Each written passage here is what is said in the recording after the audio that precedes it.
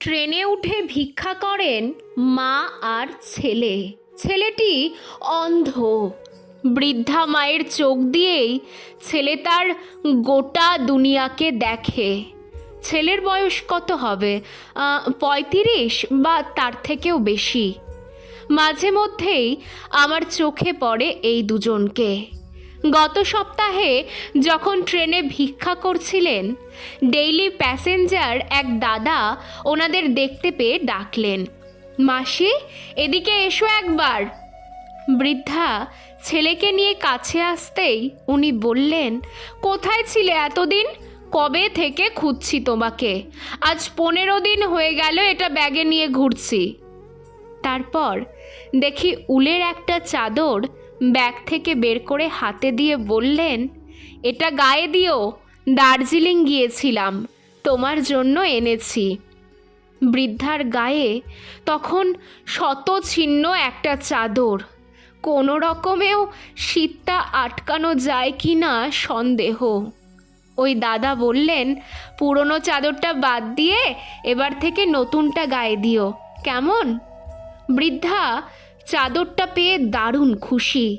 কী যে বলবে সেটাও বুঝতে পারছেন না। ছেলে বলল, আমার হাতে দাও দেখি মা। ছেলেটি চাদরটা হাতে নিয়ে নেড়েচেড়ে দেখে নাকের কাছে ধরে গন্ধ শুঁকে বলল, মা একেবারে যে নতুন। বৃদ্ধা চুপ করে আছেন দেখে ওই দাদা জিজ্ঞেস করলেন, মাসি তুমি খুশি তো? বৃদ্ধার চোখে জল। বললেন, বেঁচে থাকো বাবা। 1 সপ্তাহ পর আজ আবার ট্রেনে দেখা ওই বৃদ্ধার সাথে। তবে আজ উনি একা। আমরা প্রতিদিন যারা ট্রেনে যাতায়াত করি মোটামুটি ওই একটা নির্দিষ্ট কামরাতেই উঠি সকলে। ওই দাদাও আছেন। আজ এমনিতেই ঠান্ডাটা একটু বেশি, তার উপর প্রচণ্ড কুয়াশা।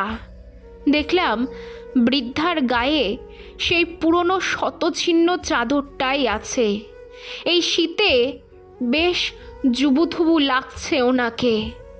বৃদ্ধাকে দেখেই ওই ভদ্রলোক দাদা বললেন, মাসি তুমি সেই পুরনো চাদরটাই ব্যবহার করছো?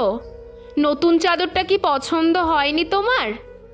বৃদ্ধা বললেন, খুব পছন্দ হয়েছে বাবা। তাহলে তুমি গায়ে দিচ্ছ না কেন?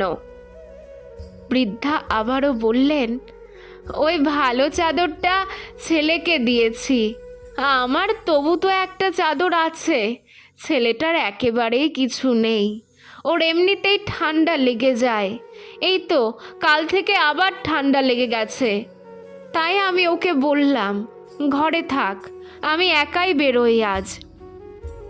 বয়স্ক দাদাটি বললেন, তোমারও তো বয়স হয়েছে মাসি, তুমি জানো আজ কতটা ঠান্ডা পড়েছে?